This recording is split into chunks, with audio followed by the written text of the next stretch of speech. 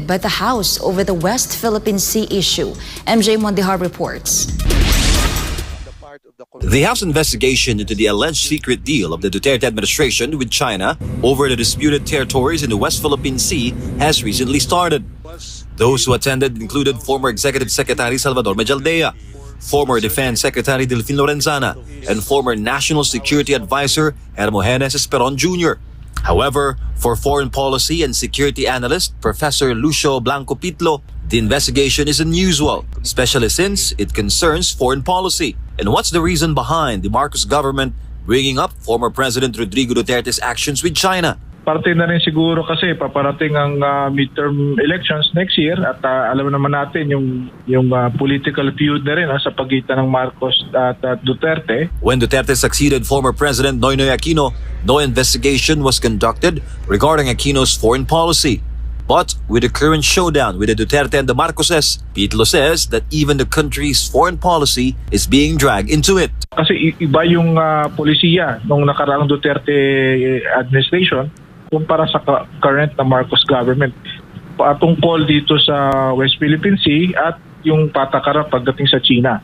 Pitlo sees nothing wrong with the Duterte government's efforts to ease tensions over the disputed territories, something the current administration should consider. Dahil tayo ay isang bansa, isa tayo pamahalaan, dapat din siguro nating isaalang-alang na yung kumbaga yung tayo as an actor na may sense ng continuity.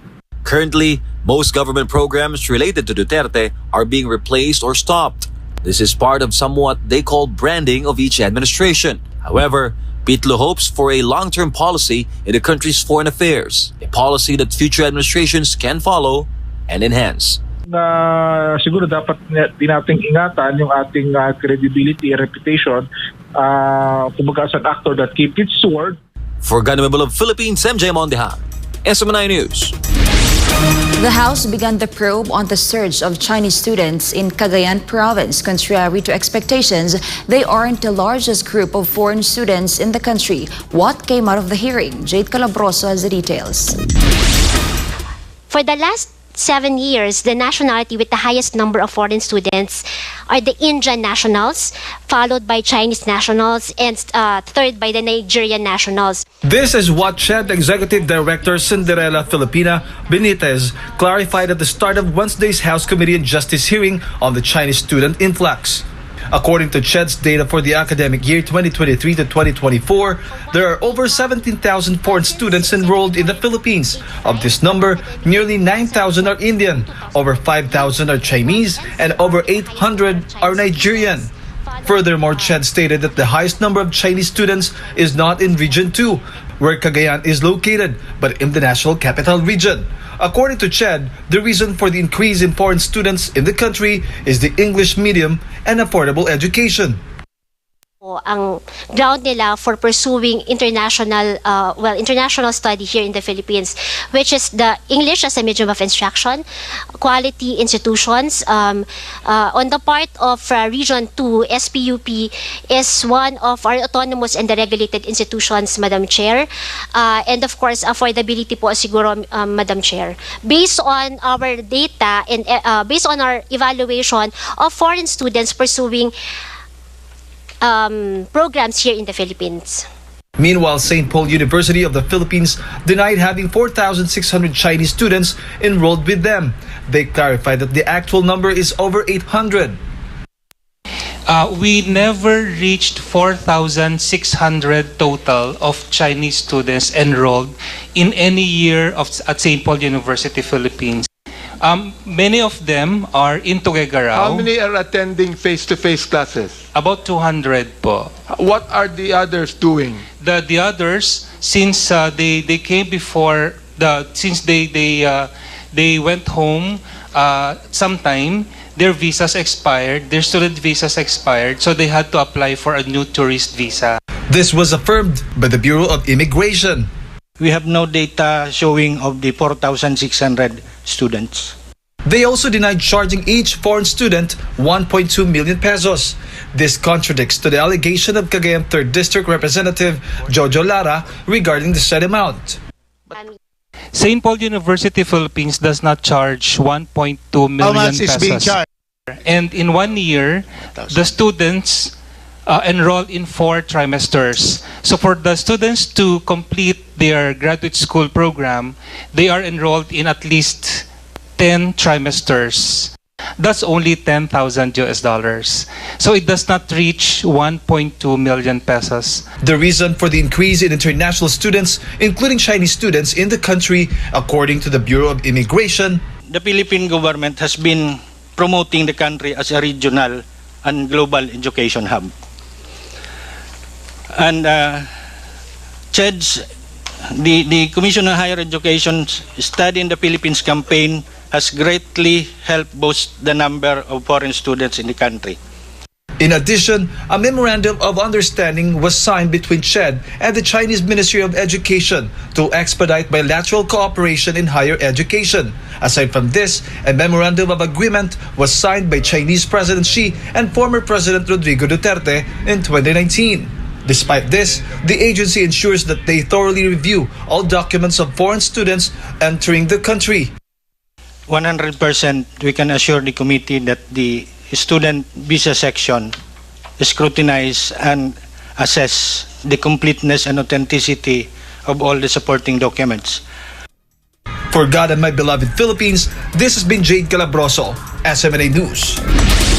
The Philippine government reports that the damage caused by El Nino on the agricultural sector has soared to 9.5 billion pesos. Meanwhile, the latest data reveals that 374 cities and municipalities are now under a state of calamity also due to El Nino. Rosalyn Catarong reports. As May draws to a close, the El Nino climate pattern has yet to officially dissipate. The government advises continued conservation of limited resources such as water, electricity, and food. The impact of El Nino remains significant across various sectors, particularly agriculture. Speaking at a public briefing on Thursday, Presidential Communications Office Assistant Secretary Joey Villarama, the spokesperson for Task Force El Nino, stated that agricultural losses amount to 9.5 billion pesos, based on the latest report from the National Disaster Risk Reduction and Management Council. Currently, 163,000 hectares of agricultural land have been affected. So, very alarming, sasabihin natin na malaki, naku, nasa 9.5 billion, nasa 163 hectares yung damage po. Pero in terms of help po, bukod po sa presidential assistance to farmers, fisherfolk, and their families po, meron pong 10 billion pesos na rin na naibigay na tulong ang iba't ibang ahensya. Government agencies continue to respond to the needs of those severely affected by the El Nino phenomenon, including the Department of Agriculture, Department of Social Welfare and Development, and Department of Labor and Employment. Moreover, Task Force El Nino reported that 374 cities and municipalities are now under a state of calamity due to the effects of El Nino. According to Villarama, this includes the entire Bangsamoro Autonomous Region in Muslim Mindanao or BARM and 11 other provinces that have declared a state of calamity. The government anticipates a decrease in these numbers as recent weeks have seen rainfall. Apart from easing the extreme heat, this also gives way for the government to prepare for the upcoming rainy season and La Nina. Maiibsan hindi lamang yung tindi ng init ng panahon na nararanasan natin, kundi mauumpisahan na po natin ang rehabilitation ng ating agricultural lands at saka makakapaghanda na rin po tayo sa paparating naman na rainy season at La Nina. With the rainy season approaching, the Department of Health shared about the diseases that may become prevalent during the transition from El Nino to La Nina. DOH spokesperson Assistant Secretary Albert Domingo warned the public to be cautious and avoid what's called as wild or the water and foodborne diseases, influenza-like illnesses, leptospirosis, and dengue. So anong preventive measure kung hindi tayo sigurado sa ating iinumin na tubig? Walang mawawala kung pakuluan to ng 2 minuto. Simula pagbubula na yung tubig sa kulo, mag-time tayo ng 2 minutes, as palamigin after, saka natin inumin. And among the so-called influenza-like illnesses are coughs and colds that may be due to the change in weather. While for leptospirosis, Domingo explained that this is caused by spirochetes, These are germs from rat urine that get caught in floods and mud. Try nating wag lumusong sa baha kung kakayanin. Pero kung di maiwasan for whatever reason, dapat po pagkatapos nating lumusong sa baha ay tayo ay maglinis kagad, no? Maghugas at magtuyo ng ating mga katawan. Maligo na tayo. And regarding dengue, the DOH advised the public to ensure no water is stagnant around your area and utilized self-protection measures such as wearing long sleeves and applying mosquito repellent lotions. For God and for my beloved Philippines, this has been Christine Catarong, SMNI News. The water level in Angat Dam has dropped below the minimum operating level due to continuous decrease in water levels caused by the El Niño phenomenon. The question, is the water supply sufficient for the residents of Metro Manila and nearby provinces? Find out in Sheena Torno's report. Water from Angat Dam is the primary source of water supply for residents of Metro Manila. 90% of households rely on it daily, including residents of Rizal, parts of Cavite and Bulacan. However, due to the severe effects of the El Niño phenomenon in our country, the water level in the dam is rapidly decreasing. From its normal high water level of 212 meters, it has consistently dropped to reach the minimum operating level of 180 meters. But according to the latest data from Pag-asa as of 6 o'clock in the morning on Thursday, it has fallen below the minimum operating level to 179.68 meters. Because of this, the Metropolitan Waterworks and Sewerage System has intensified their mitigating measures to ensure an adequate water supply. MWSS will reduce water pressure twice. This means a decrease in the water supply coming out of household faucets. This will start from 12 noon to 4 in the afternoon, followed by another round from 10 in the evening to 4 in the morning. Residents of Quezon City and Manila will be affected by the reduced water supply. Yung tubig po sa ating bahay, kapag may second floor ka, abutin po meron pa rin pong tubig na lumalabas, so malakas pa rin po yung pressure pagdating sa second floor. Pero pag ginagawa po natin yung pressure management, babawasan po natin ito ng around 3 PSI. So yung tubig mo sa second floor ay hihina lamang. However, this does not mean that residents of Metro Manila and its neighboring provinces will completely lose their water supply. We're doing this to preserve yung natitirang tubig sa ating reservoir since wala pa naman pong pag-uulan. Despite the continuous decline in the water level at Angat Dam, the allocation for the concessionaires, Maynilad and Manila Water remains at 52 cubic meters per second. MWSS has borrowed 3 CMS of water allocation intended for irrigation or agriculture. According to MWSS, this was agreed upon with the Irrigators Association as the harvest season is ending. However, MWSS is still supporting the farmers by providing assistance. Bibigyan po natin yung ating pong mga sakahan or yung mga Irrigators Association ng tulong just like pagbigay ng mga fuel subsidy sa kanila. Nagbigay po tayo sa kanila ng mga around 500 na shallow tube wells para magamit po nila sa kanilang mga sakahan. For God and for my beloved Philippines, this has been Sheena Torno, SMNI News. Up next, a Japanese town blocked the iconic view of Japan's Mount Fuji after residents complained of accidents and scattered rubbish caused by the surge of tourists at the popular tourist spot. And several high-ranking officials and dignitaries across the globe attended Iranian President Ebrahim Raisi's funeral as they joined thousands of Iranians in a farewell ceremony and public mourning that will last for 5 days. Newsline World will be back with more news after the break.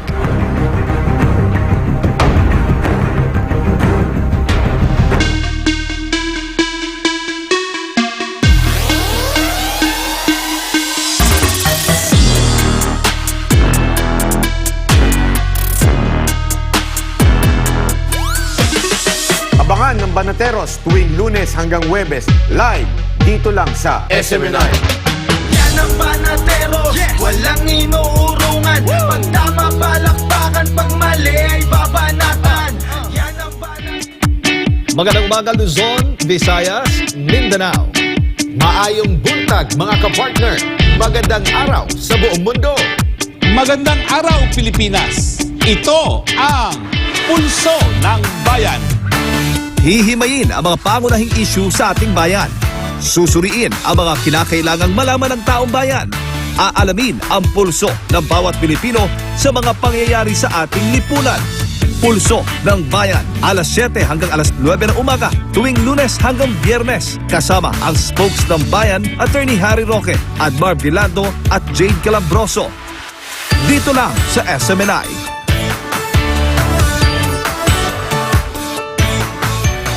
Si Apollo Kibuloy. Pastor Apollo Kibuloy. Kibuloy is a threat to peace and order in the country.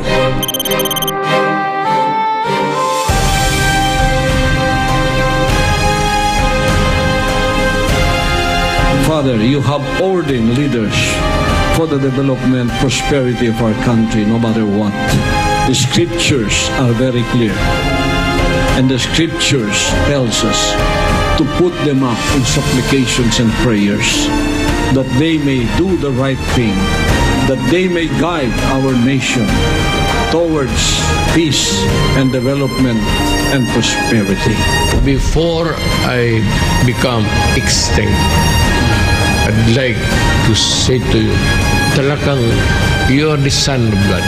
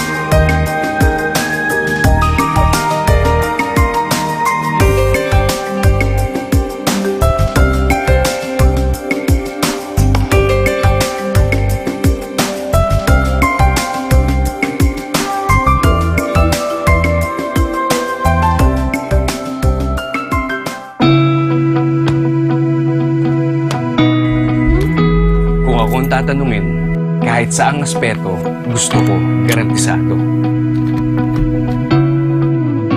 Metikuloso akong tao, kaya gusto ko lahat maayos at sigurado. Lahat quality, yung hindi ako makukompromiso, pero sulit ang presyo. Ganyan ang clean fuel, kaya dito, panatag ang loob ko.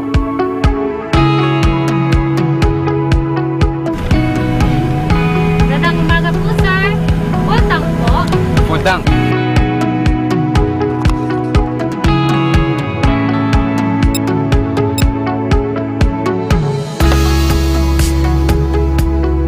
Kung gusto mo ng dekalidad na gasolina pero sulit ang halaga, mag-clean fuel ka.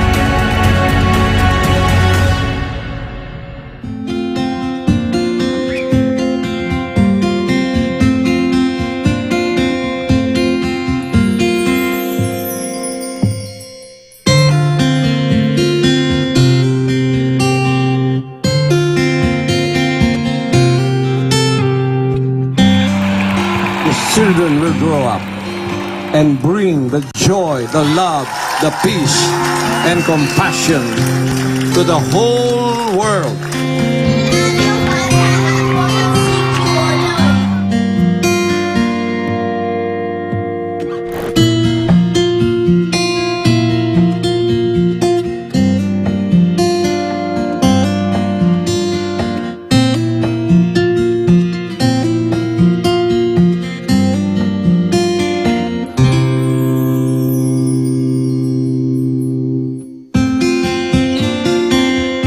We only have one planet.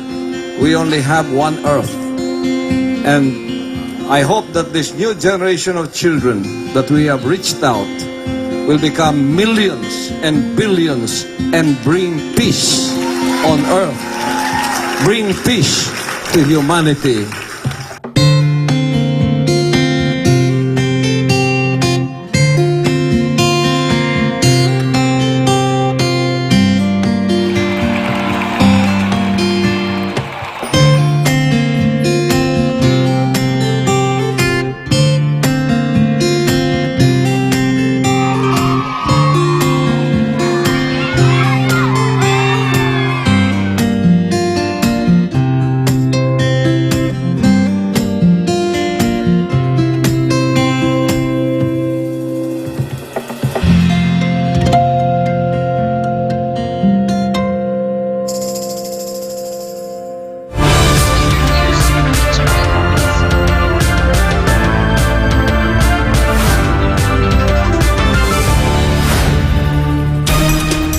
Senate President Cheese Escudero has apologized to Senator Mig Zubiri following the recent change in Senate leadership. Meanwhile, several senators are set to helm new committees. Margot Gonzalez has the report.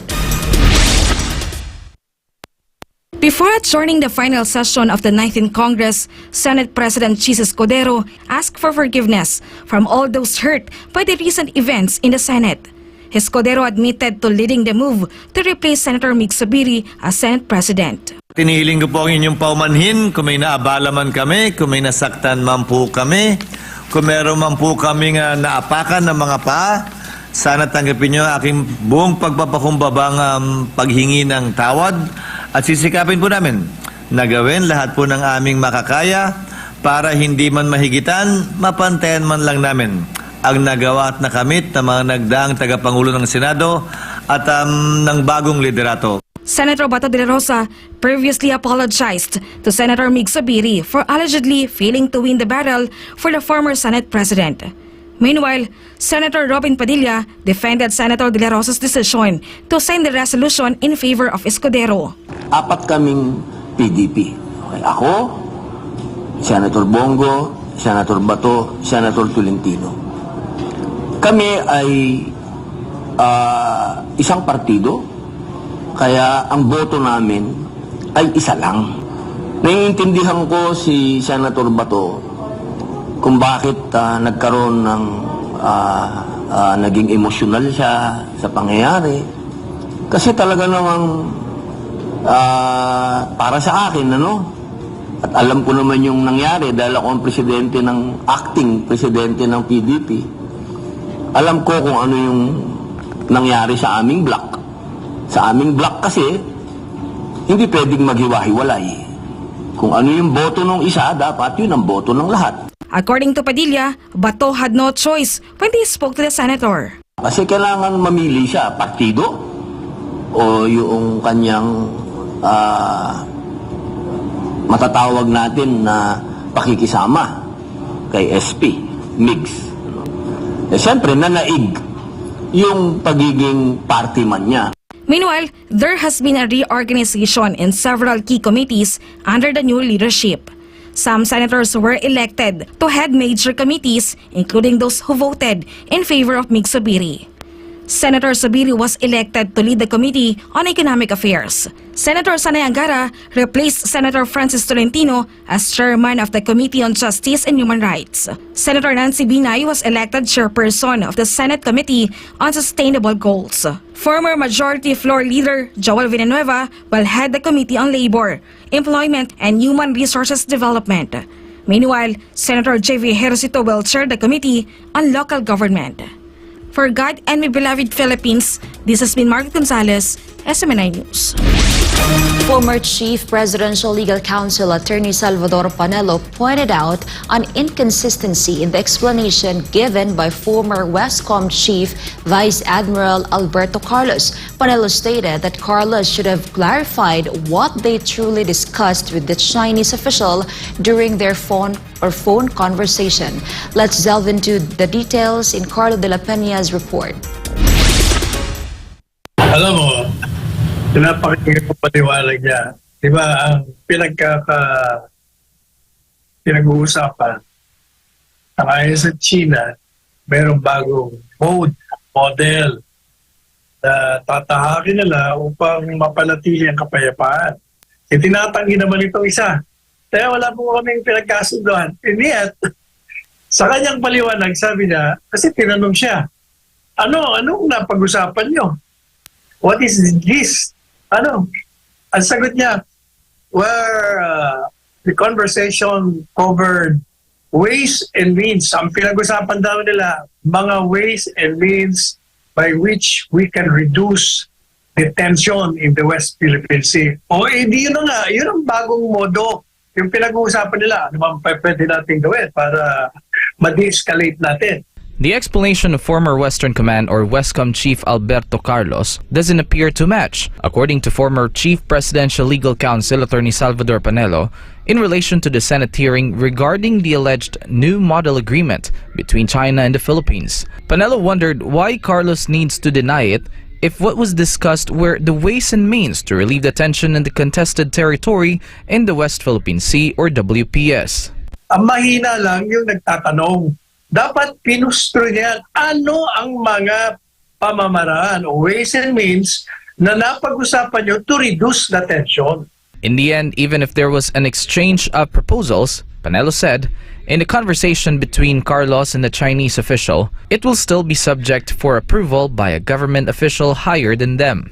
In the Senate hearing about the alleged new model agreement, Carlos previously denied that there was no such agreement and that they did only was discuss methods on how to relieve the tension in WPS. I did not enter into any secret deals that will compromise the interests of our country.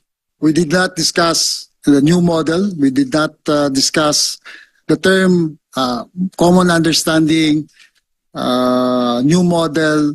Were not part of our conversation, and we talked about how to reduce the tension in the West Philippine Sea, particularly during our rotation and resupply mission in Ayungin Shoal. For God and my beloved country, the Philippines, this has been Carlo de la Peña, SMNI News. Attorney Salvador Panelo says Cagayan 3rd District Representative Joseph Jojo Lara was misled with the wrong information.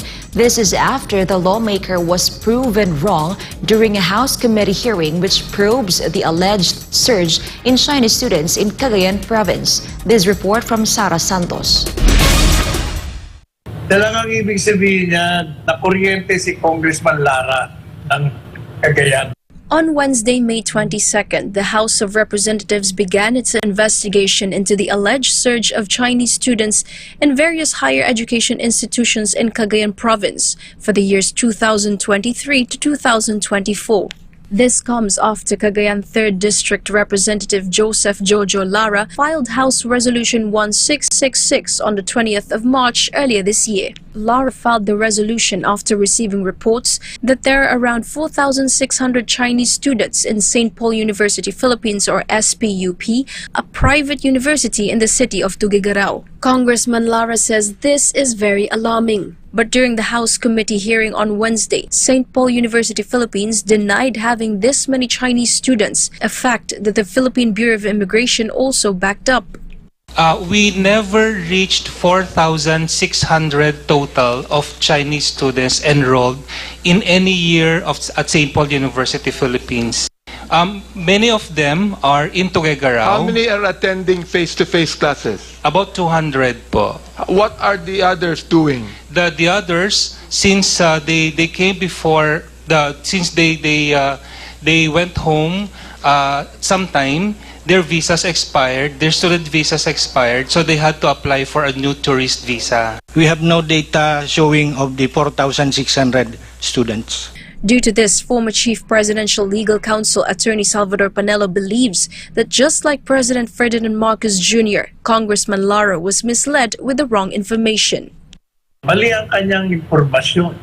Pareho rin ang impormasyon ni Presidente Marcos Jr. doon sa Yolanda Rehabilitation. Kuryente. Ano problema eh? Pag kayo umaasa doon sa mga literature nyo, tapos di naman nila ginagawa ang trabaho nila, kukuryente kayo. It can be remembered that the Chinese embassy in the Philippines immediately responded to Lara's claims in the month of April, saying there are Philippine politicians who are hyping up the maritime issues between the two countries in the name of national security to serve their political agenda and self-interests and undermine China-Philippines cooperation. Meanwhile, Attorney Panelo stressed that having a congressional hearing was unnecessary. Since the lawmaker made the accusations publicly, Attorney Panelo said that St. Paul University Philippines could have just issued an official statement in order to refute Congressman Lara's claims. For God and my beloved country, the Philippines, this has been Sarah Santos, SMNI News. In other news, a Japanese town blocked the iconic view of Japan's tallest mountain after residents complained of accidents and scattered rubbish caused by the surge of tourists at the popular tourist spot. Ria Saito has the details. The town of Fujikawa-Guchiko rose to fame a few years ago after a picturesque view of Mount Fuji taken in the area became a social media sensation. Residents have stepped up to protect their town following reports of accidents and unruly behavior brought by over-tourism. Mount Fuji was designated a UNESCO World Cultural Heritage Site in 2013. Measured at 3,776 meters, or about 12,300 feet high, Mount Fuji was hailed as the tallest mountain in Japan that attracts hundreds of thousands of tourists and hikers every year. A sidewalk spot in the Japanese town of Fujikawa-Guchiko, located outside a Lawson convenience store, became a popular photo spot for foreign tourists in recent years, earning the nickname Mount Fuji Lawson. As tourists started to flock the area, townspeople became more and more unhappy as the surge in visitors affected their day-to-day lives. Locals have had enough of tourists blocking pavements and stopping traffic just to get the perfect selfie or snapshot of the picturesque mountain. Besides overcrowding, piles of trash left by tourists also became a headache for residents. Last month, residents started building a huge fence to discourage tourists from taking pictures and causing traffic in the area. The construction of the 20-meter-long and 2.5-meter-high fence covered with a black mesh net has been completed this week. To ease overcrowding and safety risks, organizers have already prepared a booking system for the climbing season, which starts July 1st and runs until September 10th. Under the new plan, only up to 4,000 climbers will be allowed to enter the trail per day. Reporting from Tokyo, Japan, I'm Ria Saito, your global citizen correspondent for God and our beloved country, the Philippines. Thailand's Constitutional Court accepted a complaint seeking to remove the Prime Minister of Thailand over his appointment of a former lawyer with a criminal conviction. Chatmo Kompisang Maigozon has the news. Thai Prime Minister Srettha Thavisin's political career faces a setback after dozens of senators filed a complaint concerning his appointment to the cabinet of a lawyer who served jail time. 40 senators argue that the appointment of Prime Minister's Office Minister Pichichinban fell short of moral and ethical standards for ministers. The office minister in question resigned on Tuesday amid pressure from senators seeking a constitutional court ruling on his eligibility to serve as a cabinet minister. The complaint against Prime Minister Srettha Thavisin was filed on Thursday, the 23rd of May. The court refused to suspend Srettha from duty pending a verdict. The latest decision came after a major cabinet reshuffle led to the resignation of 3 ministers in recent weeks as the government struggles to deliver on a delayed election promise of cash handouts for 50 million people. The Prime Minister will be given 15 days to appeal and justify his nomination. Reporting from Thailand, I'm Shatmongkun Bisamaikoson, your Global Citizens correspondent for SM9 News Channel. Several high-ranking officials and dignitaries across the globe attended Iranian President Ebrahim Raisi's funeral as they joined thousands of Iranians in a farewell ceremony and public mourning that will last for 5 days. Melchizedek Cadiz reports. Iran's Supreme Leader Ayatollah Ali Khamenei led the funeral prayers as thousands of Iranians filled the street in the capital Tehran. Among those who attended the funeral ceremony were Pakistan's Prime Minister Shehbaz Sharif and Qatari Emir Sheikh Tamim bin Hamad bin Khalifa Al Thani, who conveyed their sympathies in person during a conversation with Iran's Supreme Leader.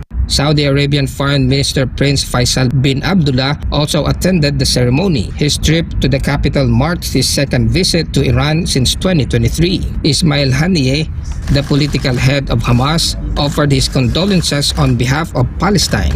The visit was his first trip outside of Qatar since the International Criminal Court requested an arrest warrant for alleged war crimes along with Israeli Prime Minister Benjamin Netanyahu. Armenian Prime Minister Nikol Pashinyan also took time to travel to Iran to offer his sympathies and condolences in person. Russia, a close ally of Iran, sent the chairman of Russia's State Duma lower house of parliament to Raisi's funeral ceremony. Iranian officials met the Russian official at the airport as he paid tribute to the late president on behalf of Russian President Vladimir Putin. Meanwhile, Russian Minister of Foreign Affairs Sergei Lavrov visited the Iranian ambassador's residence in Moscow to pay respects and signed the Memorial Book of Martyrs of Service.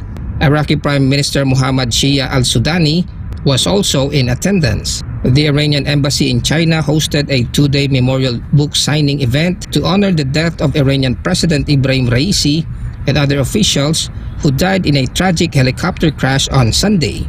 Other international leaders who attended Raisi's funeral were the deputy leader of Lebanon-based Iran-backed group Hezbollah, a spokesman for Yemen-based Houthi, the president of Tunisia, and the foreign minister of Egypt. Reporting from Kuwait, I am Melchizedek Cadiz, your global citizen correspondent for God and for our beloved country, the Philippines.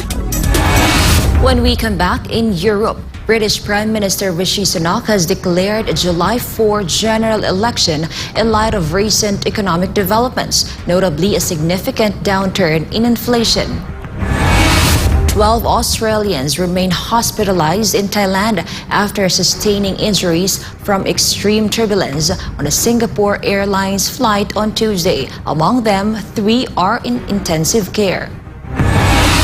And the president of France has ordered French troops to remain in New Caledonia indefinitely following over a week of riots that resulted in 6 deaths in the territory. Newsline World will be back.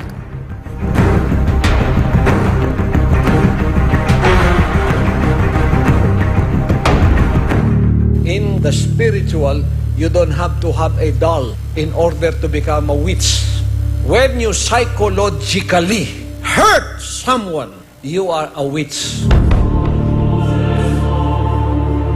You know how a witch is hurt spiritually? A cold shoulder, mental abuse, physical abuse is witchcraft. Soul winners are not like that. Soul winners are winning souls through love, peace and joy, meekness, gentleness, goodness, kindness. Whether you are on the first, second, or third level of spiritual growth, we are all participating in the same body. We have a care for everyone in the body. Whether you are part of the feet, which is the lowest of all, whether you are in the hand, or whether what part you are, one to another, there is participation of love. That's why Jesus Christ said, love one another. that the world may know you are my disciples.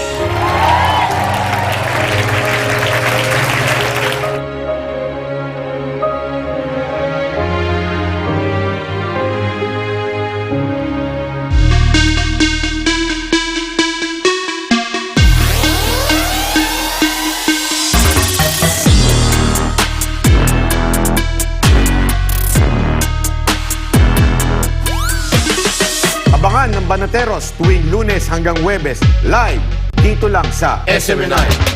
Yan ang Banateros, walang inuurungan. Pag tama palakpakan, pag mali ay babanatan. Yan ang Banateros. Magandang umaga Luzon, Visayas, Mindanao. Maayong buntag mga kapartner.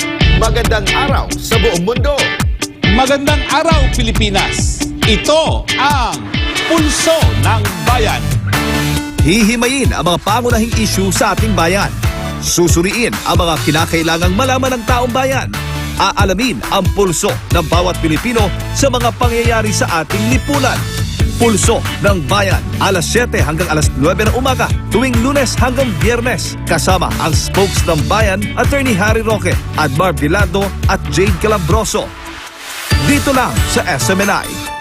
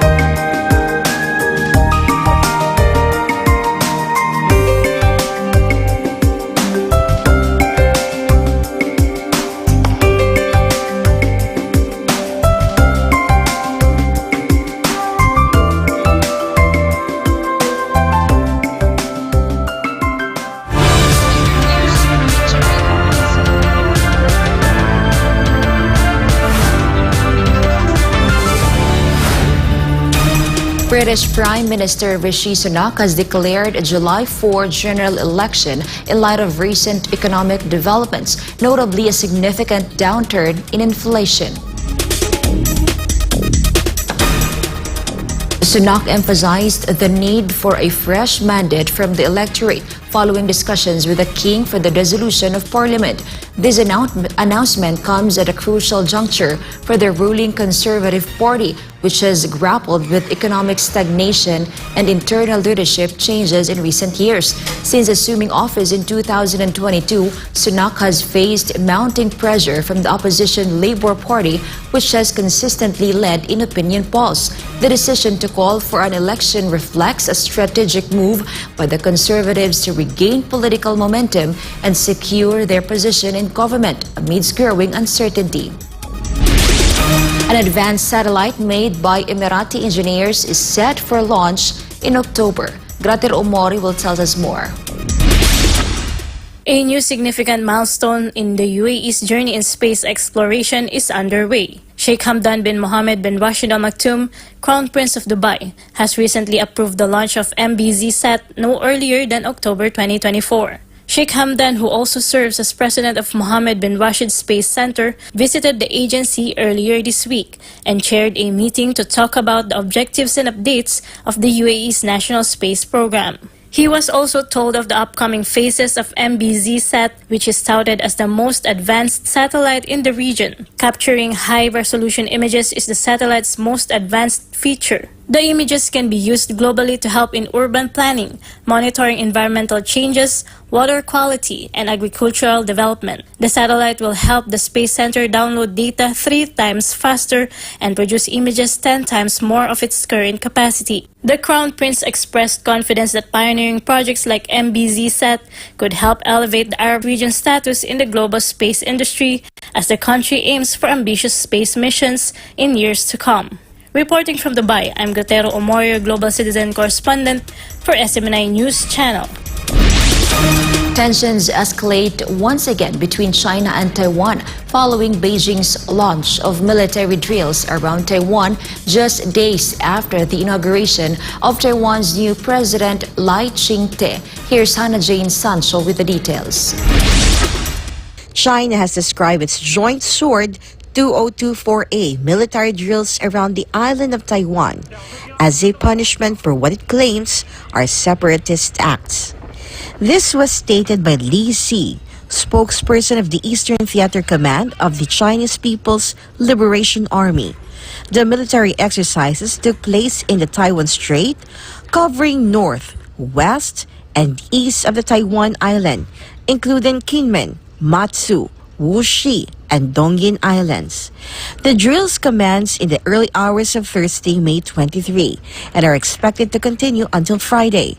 The new Taiwanese president is known for resisting China and continuously advocating for Taiwan's independence from Beijing. Meanwhile, in response, Taiwan has also dispatched aerial and naval forces. This was also condemned by Taiwan's Ministry of Defense, stating that they will do everything to defend their national security. According to an expert, China's action against Taiwan are a reasonable move, and Taiwan's independence from mainland China would mean war, while its separation would mean no peace. 国台办发言人说得很清楚啊，我们必须反制，必须惩戒。那么我想后续的行动是可想而知的，反制的强度和力度，我认为应该是有相当程度的突破的。我们采取任何措施都是有理的，啊，都是必须的，都是必然的。 台独意味着战争啊，分裂没有和平啊，这个是已经被两岸关系几十年的历史所证明的。 China has repeatedly asserted that Taiwan is part of its territory and has pledged to take the island by force if necessary. Reporting, this has been Hannah Jane Sancho, SM9 News. 12 Australians remain in hospitals in Thailand after sustaining injuries from extreme turbulence that hit a Singapore Airlines flight on Tuesday. Of this number, 3 Australian nationals were admitted to intensive care. Trisha Molina with the report. The horrors of a Singapore Airlines flight that experienced extreme turbulence earlier this week were still fresh in the memory of passengers who were on board the aircraft. Dozens of them are still recovering from hospitals in Thailand, including 12 Australians and 1 permanent resident. One of them has been discharged as of Wednesday. A 73-year-old British passenger died from a suspected heart attack. The Department of Foreign Affairs and Trade assured that the injured citizens were receiving treatment in hospitals in the Thai capital. Singapore Airlines flight SQ321 was bound from London to Singapore when extreme turbulence hit the aircraft while cruising 37,000 feet up in the air on Tuesday. The aircraft, which was transporting 211 passengers and 18 crew members on board, was diverted to Bangkok. The head of Singapore Airlines has apologized for the fatal incident and assured the company is cooperating with relevant authorities for the investigation. Reporting, this has been Trisha Molina, SM9 News. Indonesia has proposed to billionaire and Tesla CEO the construction of an electric vehicle battery plant in the country. Anissa de Guzman files this report. Indonesia, the world's largest nickel producer, wants to maximize its resources by teaming up with Elon Musk for the establishment of an electric vehicle battery plant in the Southeast Asian nation. The billionaire businessman, who is known as the CEO of Tesla and SpaceX, as well as the owner of social media platform X, arrived in the resort island of Bali this weekend to launch the Starlink satellite internet service. He was also invited to the 10th World Water Forum and delivered a speech. During his stay, Indonesian officials made an offer to team up with Musk in building an electric vehicle battery factory, to which the billionaire said he will consider. Touted as the world's largest nickel producer, Indonesia is keen in building industries to exploit its rich natural resources, which include the world's largest nickel reserves. According to the government data, Indonesia supplies 40% of the world's nickel and could increase the figure to 75% by 2030. Indonesia aims to produce 600,000 electric vehicles by 2030 and has been trying for years to secure deals with Musk's Tesla and SpaceX on battery investment and faster internet access. Reporting from Thailand, I'm Anissa de Guzman, your global citizen correspondent for God and our beloved country, the Philippines. The president of France ordered French troops to stay in New Caledonia as long as necessary after more than a week of riots that left 6 people dead in the territory. Trisha Molina reports. French President Emmanuel Macron arrived in New Caledonia's capital of Niue on Thursday. The purpose of the risky visit is to pacify a crisis that has killed 6 people and injured hundreds after 9 days of deadly clashes. The one-day visit allowed the French president to see firsthand the aftermath of shootings, arson, looting, and other violence after more than a week of deadly clashes. At the heart of the riots were reforms passed by the French government to give tens of thousands of non-indigenous residents voting rights in the Pacific territory. The indigenous Kanak people, who make up about 40% of the population in New Caledonia, argued the proposed electoral changes would remove the political influence of native people and possibly their participation in future elections. Macron declared a state of emergency last week and sent more than 600 heavily armed police officers to regain control of the main road connecting the capital with the airport after angry protesters blocked the area. Reporting, this has been Trisha Molina, SMNI News. And before we end, may you be inspired with the words of the sun.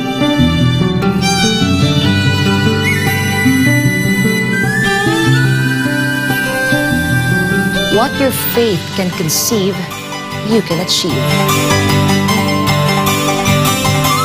And that's all for this edition. For more news updates, you may visit smni.newschannel.com or follow us on our official social media accounts on Rumble, YouTube, Facebook, and Twitter.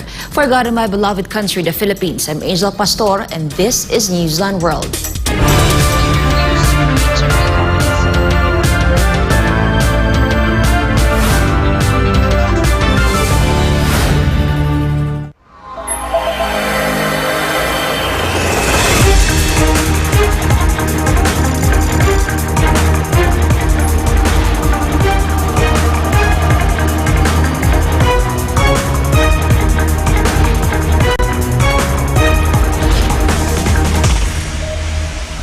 This is SMNI News Channel. Truth that matters. Subscribe to SMNI News Channel and turn on the notification bell to keep you up to date. Also visit our official social media accounts and join our community on Viber and Telegram.